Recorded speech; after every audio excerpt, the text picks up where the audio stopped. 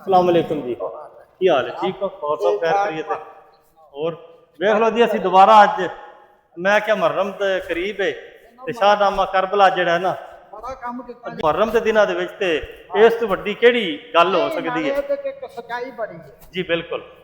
वो जो सच्चाई है ना हाँ जी कहना जड़ा सी ना जी जी ਉਹਨੇ ਪੜੀ जड़ा लिखदा सी लिख कंपोज तो बाबा दाम ने नहीं नहीं कंपोजिंग जिसे की हाँ थी। बिल्कुल अच्छा ਉਹਨੇ ਥੱਲੇ ਤੇ ਦਿੱਤਾ ਸੀ ਮੈਂ ਆਖਿਆ ਟਾਈਮ ਸੰਭਾਲ ले जी बिस्मिल्लाहिर्रहमानिर्रहीम। नाजरीन मेरी तरफों बाबा जी एहसन बड़ाई की तरफों जफर इकबाल साहब की तरफों अस्सलाम वालेकुम। अज असी दोबारा बाबा जी एहसन बड़ाइच को आए हाँ क्योंकि मुहर्रम अल हराम का महीना अज असी उन्होंने कोल आए हैं कि बाबा जी सानू वाकया करबला जिहड़ा है ना ਉਹਦੇ ਵਿੱਚ इमाम हुसैन रज़ी अल्लाह तआला उन्हों की कुर्बानी उन्हों का मदीने तो रवाना होना ये कोई साढ़े नाज़रीन नूं दसो जी। बाबा जी एहसन बड़ाइच साहब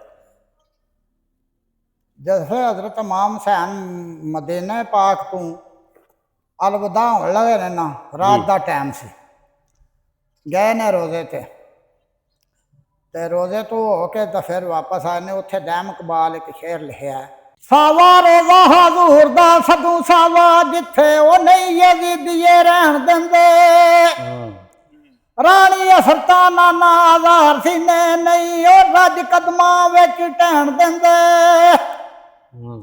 चाई अत मुनाफिकां दगेबाज़ां झूठे गल सच्ची नहीं मुंह कहन देंदे लम्मी तस्बीह ते सुक्का कलमा पढ़ने वाले दावे नहीं मदीने विच रहन देंदे। बिल्कुल एवें गल उथों काफिला सारा तैयार सी इंतजार सी उन्होंने कि उन्होंने सानू इजाजत दें तो टुर गए जी। तो जी बीबी जैनब सी ना उन्होंने आखते ने हज़रत इमाम हुसैन कि तू मशीरा रही रोकार तो मशीरा एक गल कर दी मैं क्यों रवां जी। उत्थे दैम इकबाल ने लिखिया फिर जी कुकेरू गल बदन दे साज अंदर जमा बदन दा क्यों ना फाड़ सटा आतिशीन शोले करबला दे थी अपनी अस्ती दी बस्ती नू साड़ सटा लेना वस के की अंधेर नगरी एक मार के आ उजाड़ सटा लंबू दर्द दे लावा समुद्रा नू दैम तड़फ के पत पहाड़ सटा।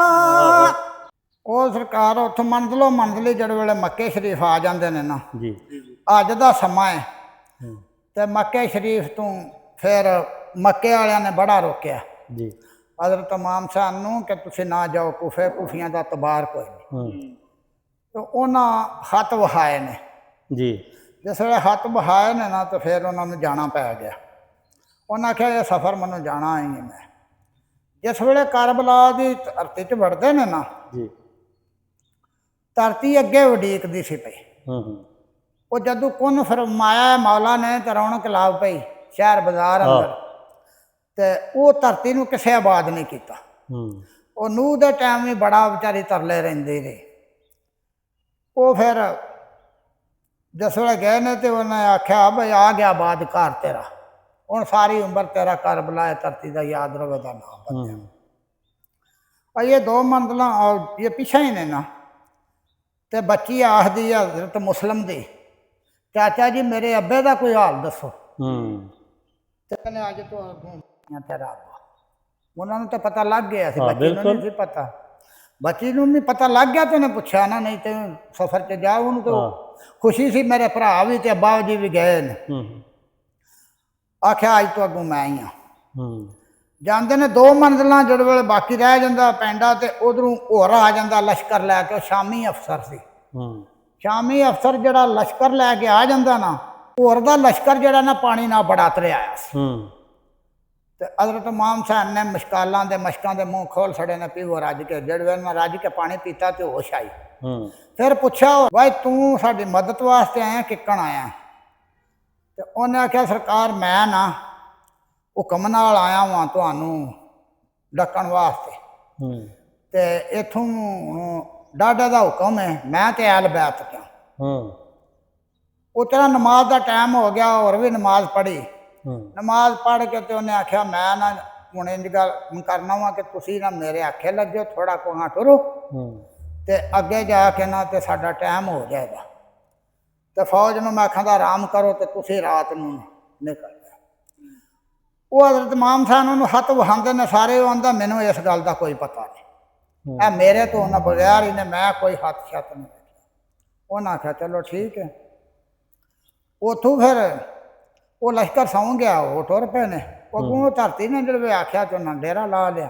ਉੱਥੇ ਜਿਹੜੇ ਡੇਰਾ ਲਾਇਆ ਤੇ ਹੋਰਨੇ ਪਿਛਾ ਲਿਖ ਛੱਡਿਆ। ਆਪਣੇ ਉਹਨੇ ਮਾਲਕ ਨੂੰ ਆਖਿਆ ਵਾਈ ਮੈਂ ਜਵਾਬ ਹੀ ਮੇਰੇ ਬਿਲਕੁਲ। ਤੇ ਉੱਥੇ ਫਿਰ ਉਹਨੇ ਲਸ਼ਕਰ ਜਿਹੜੇ ਆ ਜਾਂਦੇ ਨੇ ਤੇ ਉਹ ਤਕਰੀਰ ਕਰਨ ਲੱਗ ਪੈਂਦੇ ਨੇ। ਉਹ ਜਿਵੇਂ ਤਕਰੀਰ ਕਰਦੇ ਨੇ ਤੇ ਉਹ ਜਿਵੇਂ ਗੱਲਾਂ ਮਾੜੀਆਂ ਨਾ ਕੀਤੀਆਂ ਤੇ ਉਹ ਫਿਰ ਹੋਰਨੇ ਡੱਕਿਆ। ਉਹਨੇ ਆਖਿਆ ਵਾ ਮੂੰਹ ਸੰਭਾਲ ਕੇ। ਉੱਥੋਂ ਜੰਗ ਛੜ ਪੈਂਦੀ। ਇਹ ਜੰਗ ਤੇ ਨਹੀਂ ਨਾ, ਇਹ ਤੇ ਇੱਕ ਘਾਹ ਸੀ ਨਾ, ਜ਼ੁਲਮ ਦੀ ਹੱਦ ਸੀ। ਬਿਲਕੁਲ। ਉਸ ਵੇਲੇ ਫਿਰ ਸਾਰੀ ਉਹ ਨਾ ਗੱਲ ਹੁੰਦੀ। ਉਹ ਜਿਹੜੇ ਹਜ਼ਰਤ ਮੁਸਲਿਮ ਸਨ ਨਾ ਉਹ ਪਹਿਲਾਂ ਗਏ ਸਨ ਉੱਥੇ। ਹਜ਼ਰਤ ਮੁਸਲਿਮ ਜਾਂਦੇ ਨੇ ਤੇ ਉਹ ਇੱਕ ਬਾਬਾ ਸੀ ਉਹਦੇ ਘਰ ਰਹਿੰਦੇ ਨੇ। ਉੱਥੇ ਸਾਰੇ ਉਹਨਾਂ ਤੇ ਇਸ ਯਕੀਨ ਤੋਂ ਆਏ ਨਾ ਹਜ਼ਰਤ ਇਮਾਮ ਸਾਹਿਬ। ਹਾਂ ਜੀ। ਅੱਗੂ ਜਿਹੜੇ ਵੇਲੇ ਉਹਨਾਂ ਨੇ ਸ਼ਹਾਦਤ ਉਹਨਾਂ ਦੀ ਵੀ ਹੋ ਗਈ, ਬੱਚਿਆਂ ਦੀ ਵੀ ਹੋ ਗਈ। ਤੇ ਉਹਦੇ ਤੋਂ ਬਾਅਦ ਨਾ ਫਿਰ ਇੰਝ ਹੁੰਦਾ ਕਿ ਵਾਰੋ ਵਾਰੀ ਫਿਰ ਜੜ ਸਾਰੇ ਸ਼ਹਾਦਤਾਂ ਹੁੰਦੀਆਂ ਰਹੀਆਂ। ਹਾਂਜੀ।